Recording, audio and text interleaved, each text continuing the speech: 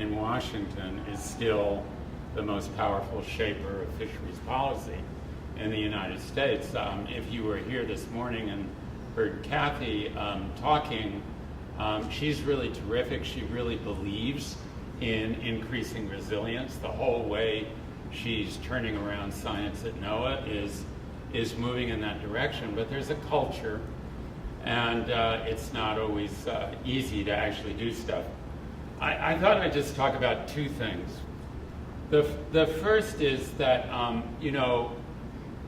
Magnuson-Stevens talks about the mandate for ecosystem-based fisheries management. Magnuson-Stevens also mandates managing single fishery stocks. And that is perceived within the agency as an excuse for business as usual. And we actually had a really fun shootout at the Scientific Advisory Board of NOAA about a month ago over just that, because we brought in Simon Levin, who's one of the world's greatest ecologists, and Simon talked about why you need to think about the whole deal. And a very good fisheries person said, but the law says we have to manage single species. And I blew up and I said, yeah, but you can't manage a single species successfully except in the context of the ecosystem in which that species lives. And I want you to know that's a revolutionary new idea in the agency. And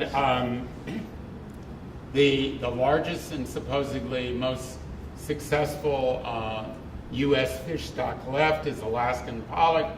And if you read and I read it every year, if you read the stock assessment for Alaskan pollock, you'll see that the only mention of ecosystem is that those goddamn endangered stellar sea lions eat too many pollock. And so there's a long, long way to go.